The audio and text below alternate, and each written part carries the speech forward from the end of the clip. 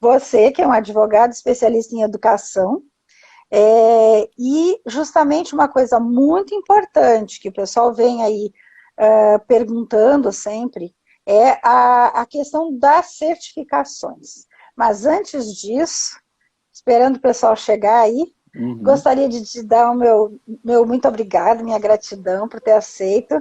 A gente tem aí uma parceria de algum tempo, já nos conhecemos há algum tempo, eu fico muito feliz de você ter aceito conversar aqui com a gente na frente do povo, né? Porque o bom disso é que fica público.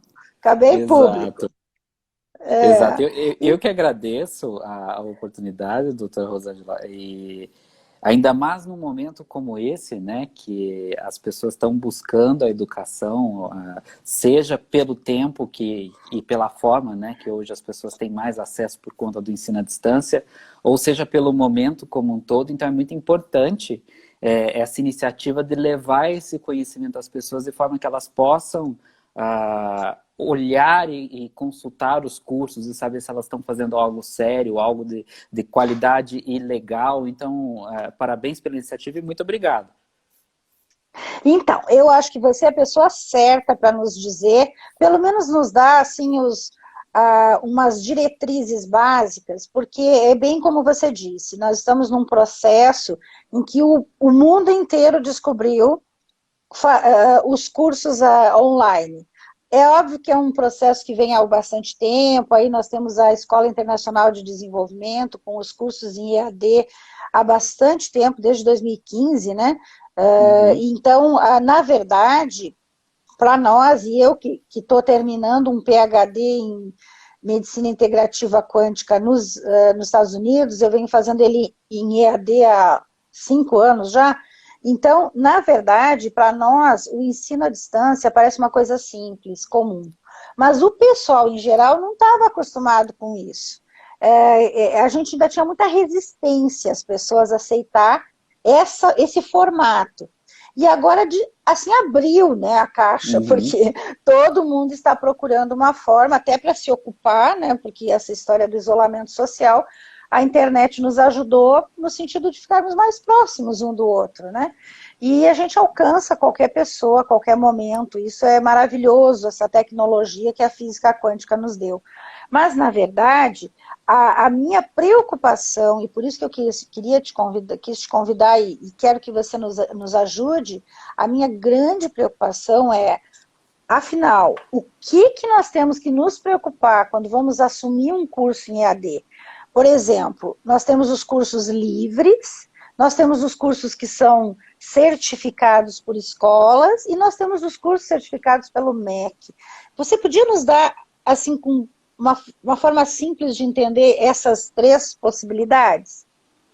Claro, eu vou tentar fazer de uma forma que fique mais fácil o entendimento, porque nós temos no Brasil uma estrutura educacional um pouco mais complexa. Nós Uhum. temos diversos níveis, né, de regulação e educação. Então nós temos níveis de educação como educação infantil fundamental, que é de incumbência dos municípios, o ensino médio, que é principalmente dos estados, e a educação superior, que fica a cargo de regulação do governo, né, da esfera federal. E mesmo na educação nós temos diversas modalidades e diversos tipos de educação. E termos que são muito específicos da área da educação. Então, isso é uma coisa muito interessante que as pessoas às vezes nos procuram e acabam confundindo o que é um curso reconhecido, o que é um curso autorizado, o que é diploma, o que é certificado. Então, são questões que são pertinentes ao ambiente educacional e que, para a gente que está lidando com isso no dia a dia, acaba sendo muito automático, mas são termos muito novos para as pessoas que estão entrando nesse mundo. E um fenômeno muito interessante é que agora, com essa questão da popularização do ensino à distância, né, porque o ensino à distância é muito antigo, veio para o Uhum. Brasil há bastante tempo, importado dos Estados Unidos, mas mesmo no Brasil ele demorou a se popularizar, até por um certo preconceito das pessoas com essa modalidade. E hoje nós Uhum. temos, com essa difusão, muitas pessoas que estavam fora mesmo do ambiente acadêmico que agora estão voltando. Então é Uhum. importante essa questão. A primeira coisa que a gente tem que entender é que nós temos uma regulação vinda do Ministério da Educação, que é o órgão responsável por disciplinar todas essas esferas de ensino. Então, independente de qual aquele órgão que está vinculado, se é Estado ou município, enfim, todas as diretrizes vão vir do Ministério da Educação. E o Ministério da Educação não faz isso sozinho, ele tem um órgão que é o Conselho Nacional de Educação, que é a esfera máxima responsável por disciplinar todas essas questões. Então, aqui, muitas das coisas que nós vamos citar por aqui, você não vai achar, por exemplo, na lei, você vai achar em resoluções, em portarias, em pareceres, que são disciplinados pelo Conselho Nacional de Educação. É muito importante isso, porque às vezes as pessoas falam, mas onde que eu acho isso? Né? Onde que eu vejo? Então, nós vamos citar os cadastros do MEC, as portarias do Conselho Nacional da Educação, e tudo isso é público.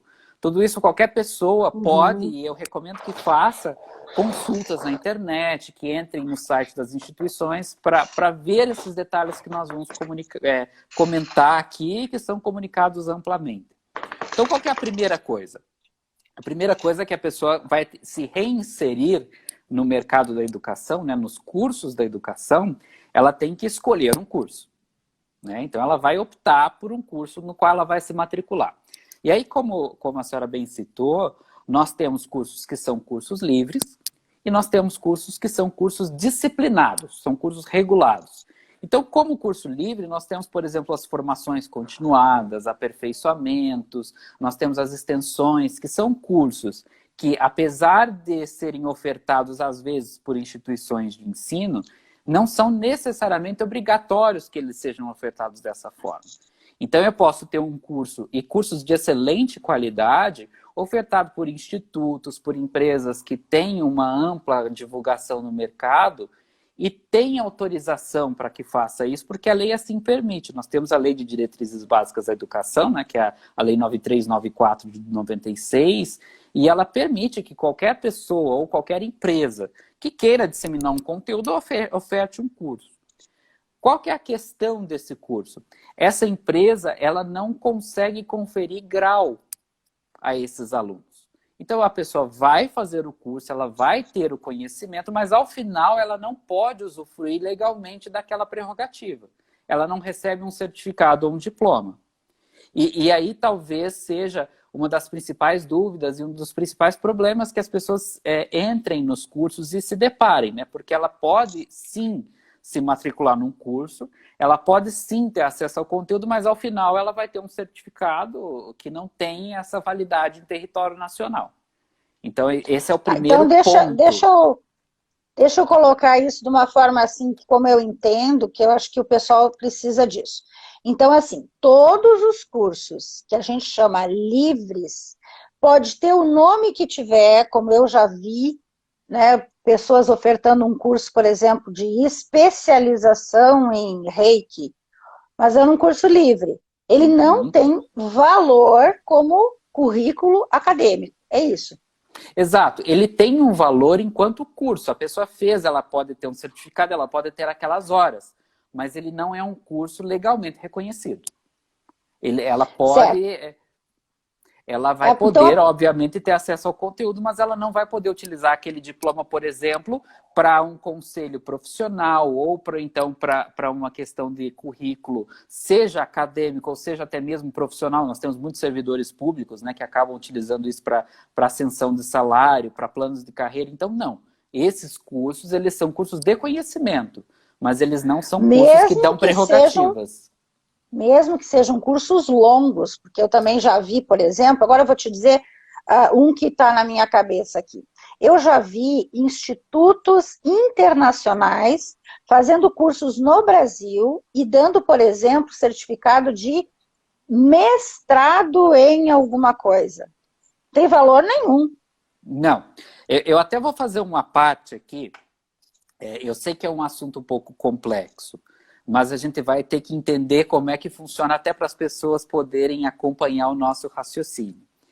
Não perderem tempo fazendo um curso que não tem o valor que eles pensam que tem, né? Quando eu decido abrir uma instituição de ensino. Então, eu quero ofertar um curso. Primeiro que a educação, ela está lá na Constituição, né? Ela é um dever do Estado, mas o Estado ele regula isso muito bem. É um processo todo complexo e tem todas as regras que vão nesse sentido. Então, eu solicito ao Ministério da Educação um credenciamento.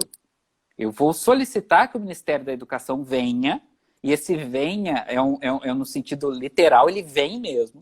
Ele vai mandar uma série de comissões, eu vou apresentar uma série de documentos e vou receber uma delegação do Ministério da Educação para que eu possa, de fato, ser integrante do sistema de ensino superior. Então, eu só sou uma instituição de ensino superior se eu tiver um credenciamento do Ministério da Educação, certo? Nós temos 3 nomes de instituições que são credenciadas. São as faculdades, os centros universitários e as universidades. Então, no Brasil, instituições de ensino superior que têm essa autorização do Ministério da Educação, elas só podem se enquadrar nesses 3 tipos. Então, essa é a primeira coisa que é extremamente importante que a gente saiba. A partir do momento que eu tenho esse credenciamento, eu ainda não posso fazer nada. Eu preciso ter um curso de graduação. E o fato de eu ser credenciado também não me dá o direito de ofertar uma graduação. Eu tenho que pedir um outro ato, que a gente chama de autorização de curso, onde o Ministério da Educação novamente vai vir até a minha instituição e vai autorizar que eu ofereça esse curso de graduação. Então, a partir do momento em que eu tenho um credenciamento como instituição de ensino e eu tenho uma autorização de um curso, nesse momento eu posso começar a ofertar cursos para o mercado. Então, esse é o primeiro crivo que eu tenho para ver se uma instituição é séria. Eu tenho que consultar na base do Ministério da Educação, e esse sistema é público, eu entro no sistema do MEC, coloco o nome da instituição lá, e eu vou verificar se a instituição ela tem esses 2 atos. Ela tem pelo menos o credenciamento e ela tem a autorização de pelo menos um curso. Ok. Consultei, ela tem essas 2 coisas. Ela pode ofertar qualquer curso de pós-graduação? Não. Então, veja como é complexo essa questão. Bem complexo, bem complexo. Ela pode ofertar cursos de pós-graduação lato sensu, que é o que a gente chama de especialização. Então, ela pode... É o que a gente comumente chama de pós, né? Então, veja, ela só vai poder ofertar pós-graduação depois desse processo todo.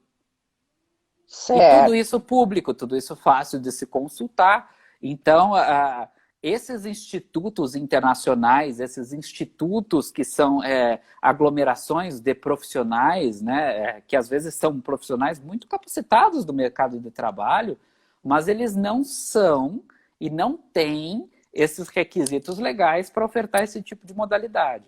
Então, aí a primeira dica que a gente deixa para todos aqueles que estão nos acompanhando vai se matricular num curso?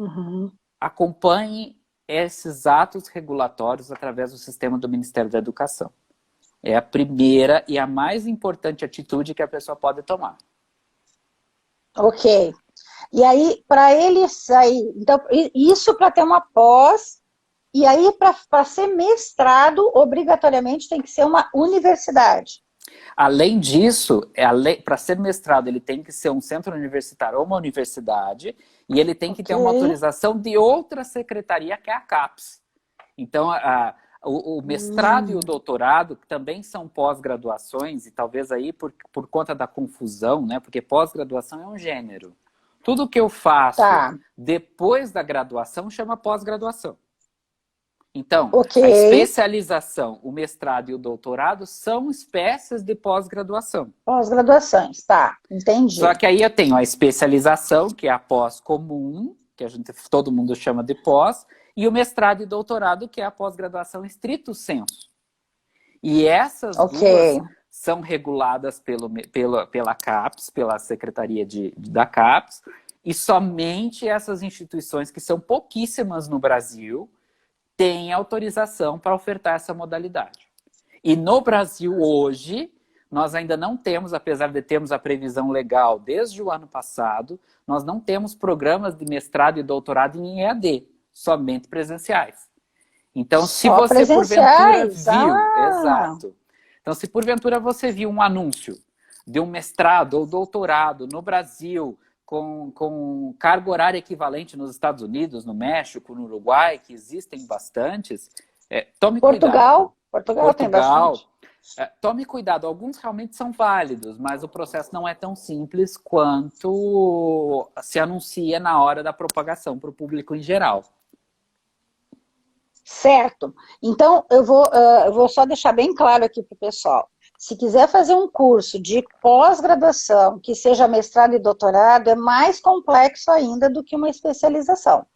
Porque Sim. no Brasil, a gente não tem EAD, e para ter valor, ele tem que estar ligado a uma autorização dentro de um centro universitário ou uma universidade, e aí também não são muitos cursos que são ofertados. Por exemplo, na área da saúde quântica, a gente não encontrou nunca nenhum, né?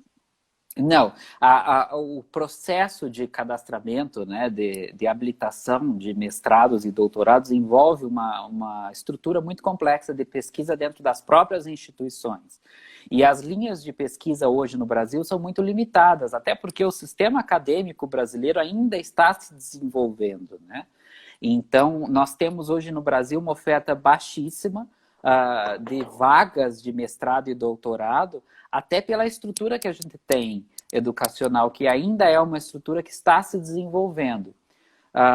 Eu faço aqui uma consideração, não é que você fazer um mestrado e um doutorado no exterior não seja válido, tá?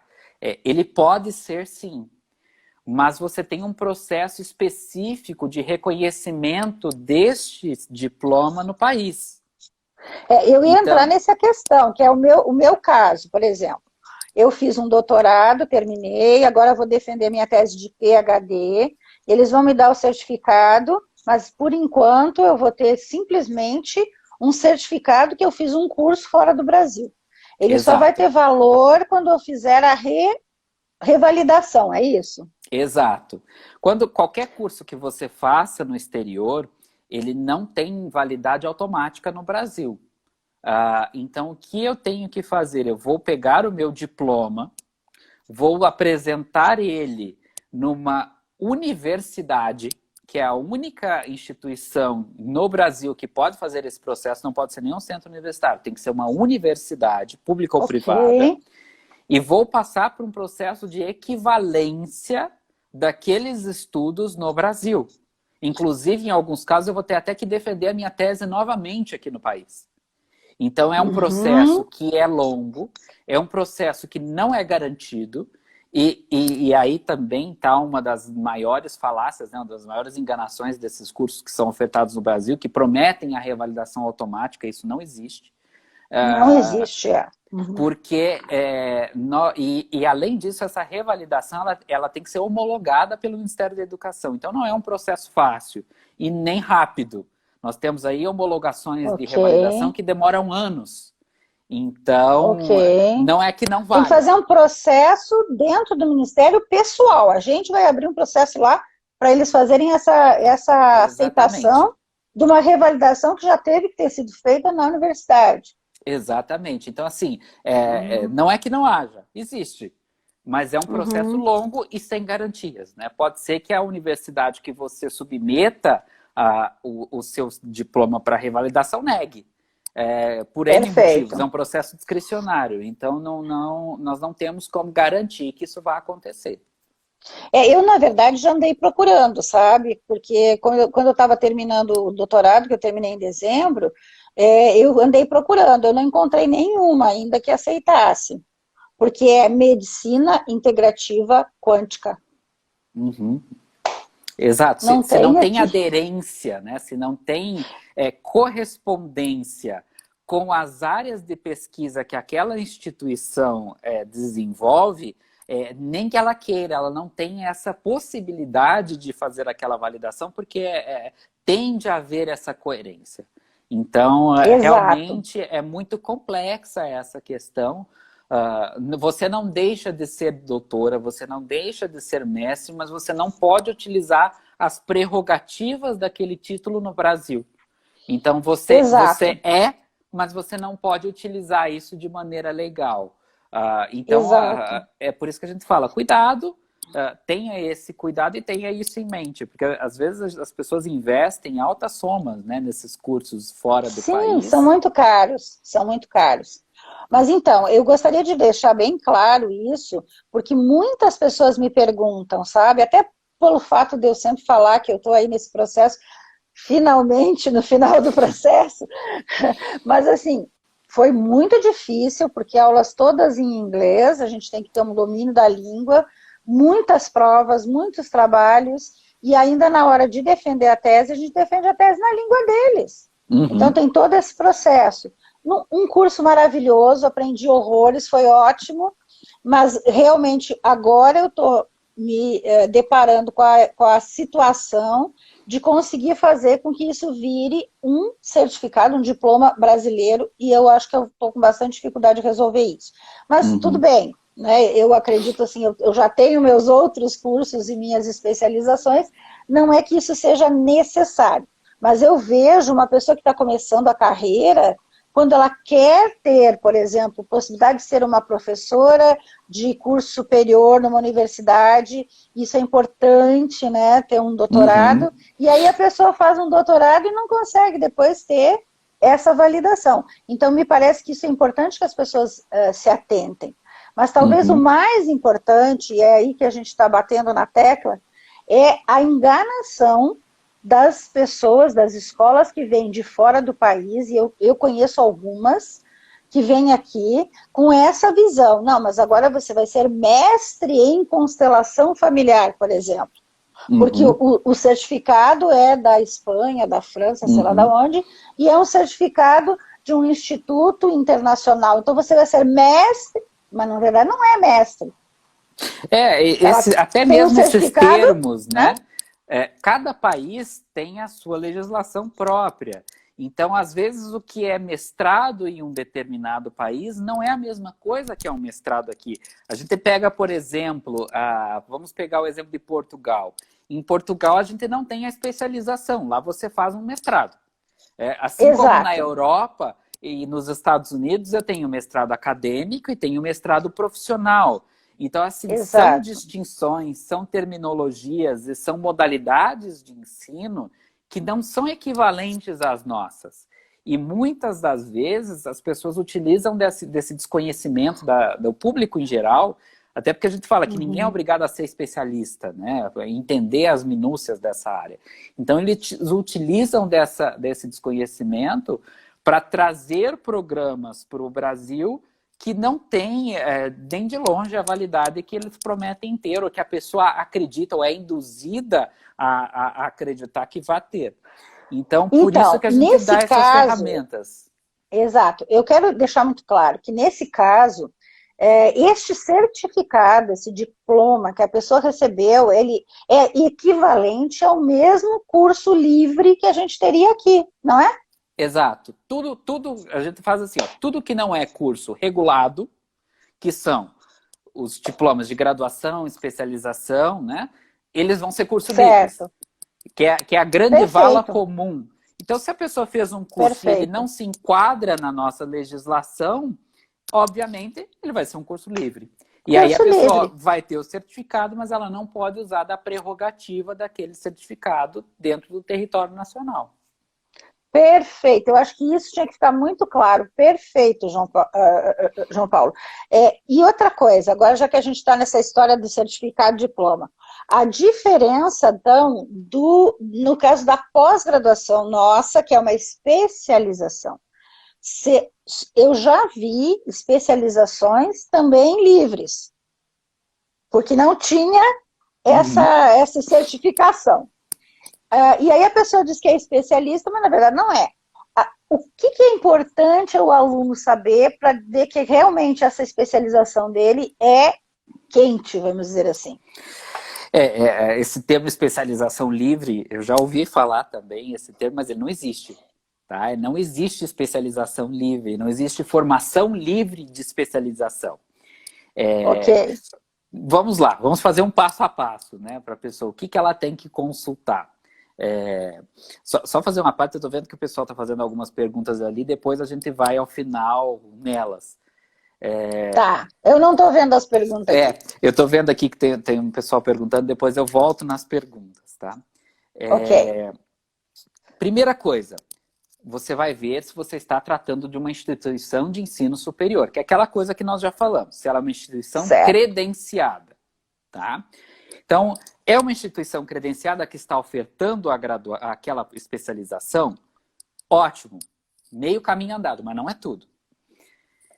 Há casos onde empresas que não são instituições de ensino superior possam ofertar a pós-graduação? Há exceções. Mas aí você vai ter que tomar um pouco mais de cuidado e ver a seriedade daquela empresa e no que ela está amparada. Então, por exemplo, nós temos credenciamentos especiais de institutos de pesquisa de alto renome, como, por exemplo, o Albert Einstein, Instituto Butantan, que têm autorizações especiais. Nós temos empresas de alta capacidade de pesquisa ou de alto domínio de conteúdo que firmam parcerias com instituições de ensino e aí elas, em conjunto, ofertam programas específicos. Como é o caso da EIDE, como é o caso, por exemplo, do Instituto Brasileiro de Planejamento e Tributação, como é o caso de alguns institutos de classe que eles oferecem programas de especialização, mas sempre em conjunto com uma instituição de ensino. Nunca de maneira isolada. Então, sempre vai ter que haver uma instituição de ensino envolvida no processo. Certo? Então, só um pouquinho. A Escola Internacional de Desenvolvimento, a EIDE, é uma dessas questões, que tem uma parceria com uma instituição de ensino superior, por uma razão óbvia, que não é qualquer um que faz parcerias, né? Então tem uma seriedade, tem toda uma questão aí de inovação também. E aí, a EIDE, quando ela oferece as nossas pós-graduações, ela está amparada nesta legislação. Portanto, os certificados são absolutamente corretos. Sim, na verdade nós temos uma portaria, né, que é a portaria 318, que permite parcerias desse tipo, desde que sejam respeitadas todas as disposições legais, né, e principalmente de que haja a participação tanto da instituição de ensino quanto da empresa que está ali auxiliando em todos os processos, né? Então, assim, é um processo que aumenta a complexidade e aumenta a necessidade de seriedade da empresa que está fazendo isso. Hoje nós temos poucos institutos que têm esse tipo de participação, de termo de cooperação, porque a seriedade de todas as pessoas que têm que estar envolvidas é muito maior. Então, sim, todos os certificados emitidos pela EIDE, por exemplo, têm essa validação por conta de toda essa observância da legislação e das inúmeras legislações, são várias, que permitem que, em parceria com a instituição de ensino, seja efetuado esses cursos de pós-graduação. E nas modalidades corretas, né? Que é uma das coisas que a gente ainda não falou, que eu vou chegar agora, de que não é qualquer faculdade que pode oferecer qualquer curso, né? Então vamos lá. Mais isso. Passo 1. A pessoa viu, a instituição que está ofertando está dentro disso tudo que a gente falou, está correto? Ok. Então agora nós vamos olhar para o curso. Se a empresa que está oferecendo está toda correta, a gente passa a olhar para o curso. Tá? Primeira coisa, aquele curso em que eu vou me matricular, ele exige que eu seja graduado para fazer a minha matrícula? Isso é relevante, porque eu só posso fazer pós-graduação se eu sou graduado. Se a instituição não pede aquilo, ela está oferecendo, por exemplo, uma extensão universitária, que é uma modalidade válida. Que aí não precisa, válida, né? Mas que eu não a extensão universitária não precisa ser graduada, mas também o certificado não tem o mesmo valor. Exatamente, eu não vou ser especialista. Eu vou ter uma formação. Então, ela exige que eu seja graduado? Ok, exige, certo. Exige que eu apresente o meu diploma de graduação? Porque se a instituição permite que eu entre durante a graduação, já mostra que talvez ali ela não seja tão séria. Ok. Porque a legislação é importante. bem clara com relação a isso. Você vai na Resolução 01/2018 do Conselho Nacional de Educação, ela diz que só pode se inscrever em programas de pós-graduação portadores de diploma de graduação. Então a pessoa já tem que ser formada. E Segundo recebido ponto. o diploma, que às vezes demora 3 meses. Segundo ponto. Aquele curso tem mais que 360 horas aula de duração. Então eu tenho esse mínimo. Para ser válido uma especialização no país, ele tem que ter mais de 360 horas aula. Se ele tiver menos, também não tem validade. Ok. Terceira coisa, esse curso ele tem que ter um registro. Veja, eu comentei que a instituição, para ela começar a funcionar, ela é credenciada. E quando ela vai fazer um curso de graduação, ela recebe uma autorização. No caso da pós-graduação, não existe uma autorização do MEC. Se eu já tenho autorização para funcionar e eu já tenho autorização para ter um curso, automaticamente eu já posso fazer uma pós-graduação desde que eu a registre. Então, muitas pessoas pedem, né? Falam assim, eu quero saber qual que é a autorização desse curso de pós. Não existe uma autorização específica. A autorização ela vai para a instituição. Mas eu consulto o registro através de um banco de dados. Esse banco de dados chama EMEC, que é o Sistema Eletrônico do Ministério da Educação. Então, todo curso de pós-graduação neste país tem que estar nessa base de dados. Se ela não estiver lá, o curso que você está matriculando não é válido. Ok. Aquele certificado que você receber não vai ter validade se o curso não estiver nessa base. Então, esse é um dos pontos mais importantes. Ele é registrado, mas ele é autorizado porque a instituição já está com a autorização prévia. Exatamente, exatamente. Então, você vai procurar nesse sistema que eu mencionei, no sistema do Ministério da Educação, se este curso consta lá na listagem de programas de especialização daquela instituição. Se ele estiver lá, ótimo. Então, já temos mais um indício de que esse curso está regular. Qual é o outro ponto importante?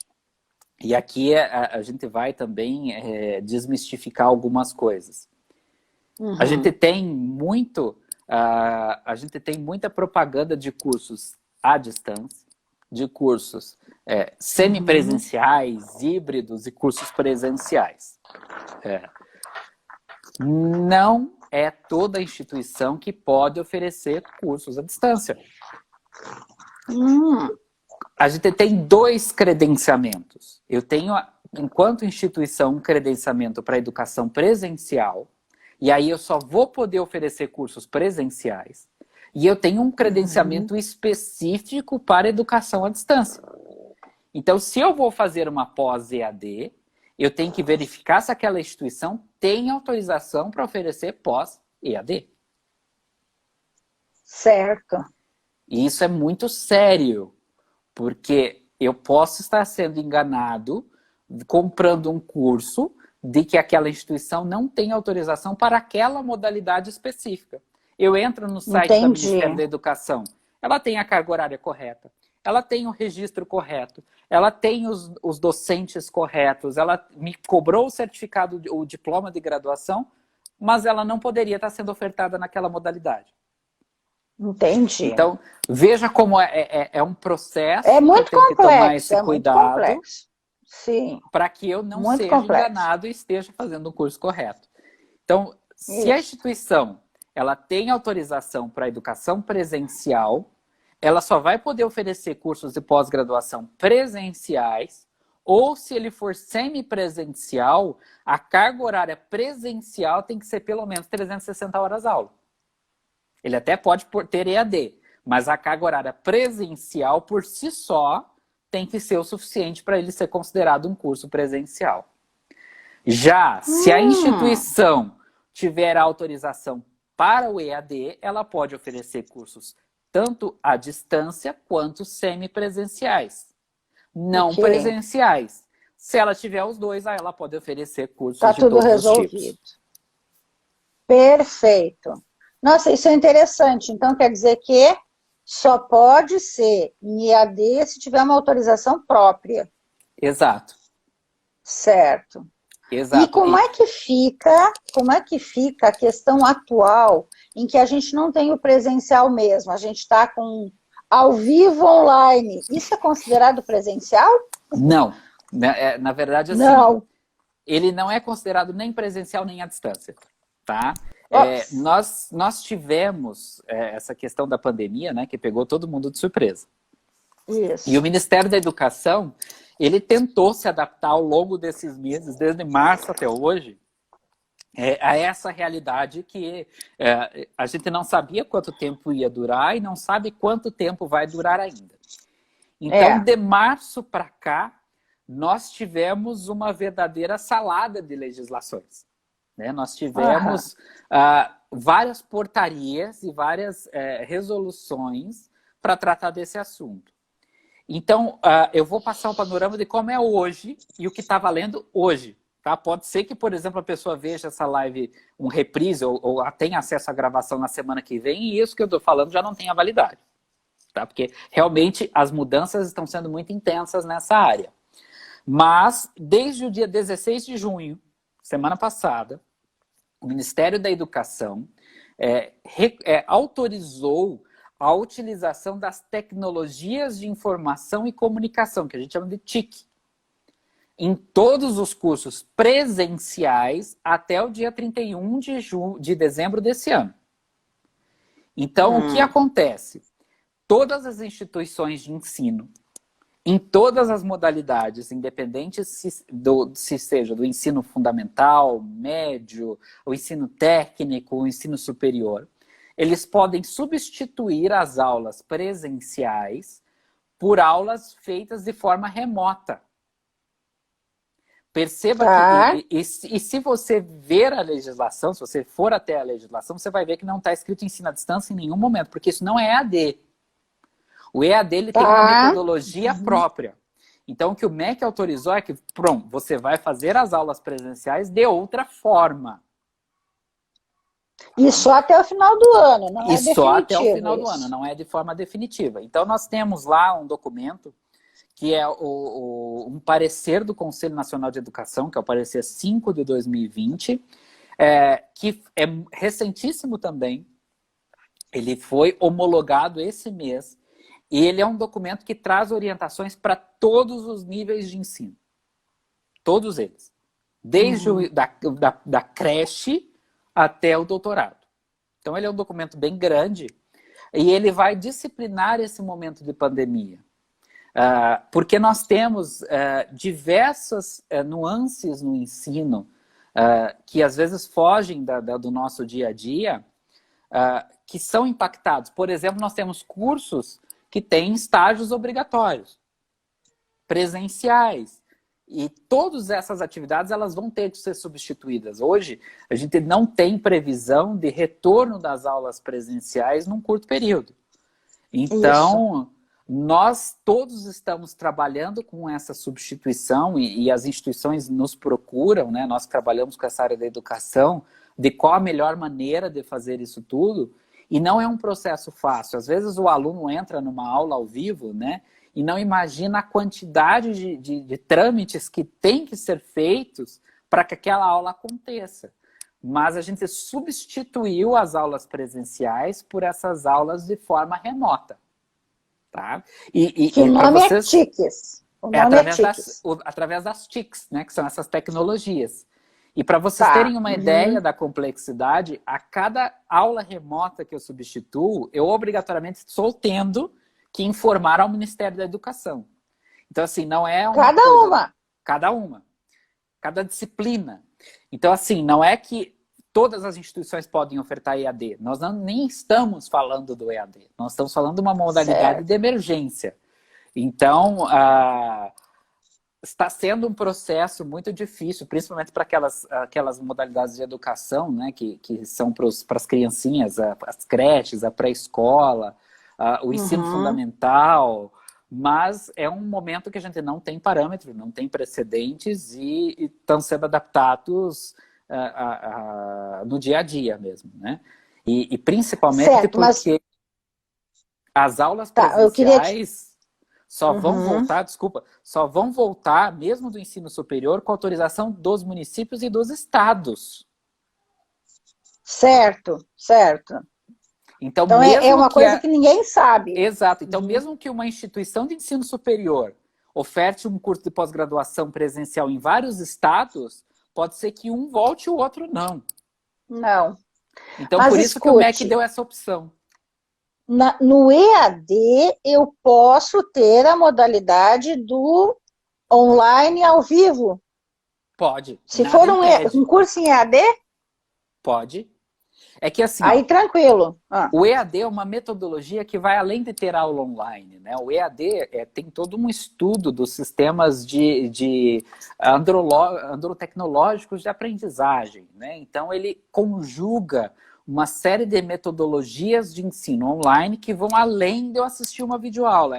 É a forma como essas videoaulas são feitas, é a forma como esse material é colocado. Então, eu posso ter na metodologia à distância aulas ao vivo, eu posso ter na metodologia à distância aulas gravadas, eu tenho na metodologia à distância atividades interativas que não são aulas. Certo. Então, assim, tudo isso faz parte. São ferramentas da metodologia da educação à distância. Certo, perfeito. Então, hoje nós podemos ficar tranquilos em relação àqueles que já estavam oferecendo os cursos em EAD, continuam tranquilos, não tem problema. O problema está sendo os que eram só presenciais, que estão tendo que se adaptar e criar essa outra proposta que também não é definitiva. Exato, na verdade, o curso à distância hoje é a grande alternativa, né, para esse momento que nós temos. Então, quem vai ingressar em um curso, hoje provavelmente vai ingressar num curso à distância. Aqueles que já estavam em andamento, que já estavam estudando, estes sim estão passando por esse momento. E aí... eu até entendo que algumas pessoas estão tendo dificuldades, né, e acabam dizendo, mas essa metodologia não era a metodologia inicialmente pactuada, eu me matriculei para um curso presencial e não estou me adaptando, né, mas infelizmente isso acontece. Nesse momento, né, não tem outra alternativa, tanto para os alunos, né, para nós enquanto aluno, quanto para nós enquanto instituição. Então é um momento complexo, e que provavelmente as instituições de ensino superior vão levar esse processo de aulas de maneira remota até o final do ano. Perfeito. Você sabe que eu gosto das aulas remotas, eu gosto do ao vivo online, porque eu acho que as pessoas têm uma liberdade maior, não tem que procurar lugar para estacionar, estão dentro de casa, quer dizer, tem toda uma coisa legal aí que me agrada muito, eu espero que isso tenha vindo para ficar. Na verdade, nós tivemos uma aceleração de uma transição que a gente passaria. Essa questão da pandemia veio nesse aspecto educacional para acelerar um processo de transição do presencial para o ensino à distância, que a gente naturalmente estava passando, mas uma velocidade mais lenta. Mas hoje, até pela questão de que o ensino à distância permite que a gente leve profissionais extremamente capacitados para localidades onde dificilmente ele iria presencialmente, as pessoas vão passar a ter acesso a conteúdos de muito mais qualidade e com interatividade, com toda aquela qualidade que o ensino pode levar, mas de uma maneira mais confortável para elas. Então, sem dúvida, essa modalidade de ensino veio para ficar, ela é a tendência para os próximos anos, e as pessoas vão ter que se adaptar e vão, com o passar do tempo, ver como é uma maneira muito mais prática e muito mais vantajosa no sentido de possibilidades que elas vão ter à disposição. Eu acredito muito nisso, e eu vou dizer, eu que passei aí 5 anos fazendo no meio, né, nos aeroportos, no avião, por aí, na minha vida corrida, fazendo meu doutorado, eu vou te dizer que eu acredito que é uma forma melhor do que o presencial. E vou te dizer por quê. Quando você faz um curso que está gravado, você assiste a aula uma vez e você ficou com uma ideia. Aí você vai lá e assiste de novo, porque a pessoa está lá falando a mesma coisa que está gravado. E aí você aprende melhor. E eu notei que na terceira vez, cada aula que eu assistia 3 vezes, até por causa da dificuldade da língua, por mais que eu fale inglês, eu tinha que prestar muita atenção. Então, na terceira vez foi que eu realmente aprendi. E aí eu me dei conta o quanto que é importante as pessoas terem esse acesso. Uhum. Mesmo no caso de um curso presencial, e agora eu vou puxar a sardinha para a brasa para a nossa sardinha aqui. Mesmo num curso que fosse presencial, quando você já tem ele gravado, e você tem, às vezes, o mesmo professor ou outro professor falando do mesmo assunto, a riqueza para este aluno é muito maior, porque assistiu aquilo que estava no momento, está envolvido ali tem um envolvimento de emoção, tem um envolvimento de situação, às vezes, do local que a pessoa está, quer dizer, não é só olhar o que está sendo dado. E depois esse aluno vai lá e assiste novamente, gravado, e a questão de aprendizagem é muito melhor. E eu acho que com essa história da aceleração aí que a pandemia fez para a gente se voltar para essa modalidade, eu acredito que as pessoas estão também se dando conta disso. Uhum. Agora tem que ter disciplina, João Paulo, tem que ter disciplina. Exato. Esse é o maior obstáculo da educação à distância, é a disciplina do aluno em colocar aquele autoplanejamento de que ele é o único responsável pelo processo de ensino-aprendizagem. Perfeito. Eu sou da opinião de que dificilmente a aula 100% presencial ela vai perdurar por muito tempo. Justamente porque hoje um curso presencial sem esse aspecto que a senhora colocou de ter um conteúdo de apoio, de você poder entrar numa plataforma e revisar um conteúdo, de ter acesso ao material complementar, é muito importante. Esse modelo veio para mostrar justamente isso, porque eu tenho que ter até mesmo esse direito de acesso a ver o conteúdo várias vezes. A gente não aprende em uma única vez. Então esse é um processo que realmente ele é um processo que veio para ficar. E as instituições que fazem isso são instituições que são instituições de ponta. Já estão olhando para o futuro. Mas não adianta você disponibilizar a melhor plataforma que existe, os melhores conteúdos e a pessoa não se dedicar ou não cumprir os cronogramas de estudo. Então, mais do que se propor a fazer um bom curso, é se propor a fazer o curso. A se dedicar a esse processo de ensino-aprendizagem e a olhar para si e ver que você é o responsável por aquilo. Que você tem que ter a seriedade de ter o domínio do teu processo de ensino-aprendizagem. E isto é um paradigma de que nós vimos lutando para mudar e agora a gente acredita que isso está começando a entrar na cabeça das pessoas, né? E é muito importante que as pessoas tenham essa consciência. Isso, e é uma questão, na verdade, de prioridades. Eu sinto isso na pele e vejo que as pessoas têm essa dificuldade de botar a prioridade naquilo que realmente importa, né? Então, se você colocar um cronograma e nesse cronograma você botar as prioridades, é óbvio que você vai acabar fazendo, você programou a sua mente para isso. Nós estamos no finalzinho, faltam só 9 minutos. Vamos responder as perguntas? Vamos, deixa eu só voltar aqui para ver aqui algumas perguntas. Aqui, algumas a gente já respondeu durante a live, né? Tem algumas pessoas perguntando sobre o seu mestrado, como foi, qual é o caminho, né?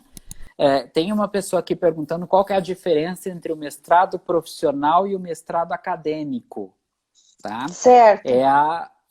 aqui não tem o nome no usuário da pessoa, mas assim, depende do país, tá? A legislação educacional ela é específica daquele local, então vai variar muito. Via de regra, e isso varia, mas via de regra, o mestrado profissional, ele é um mestrado voltado para o mercado de trabalho, tá?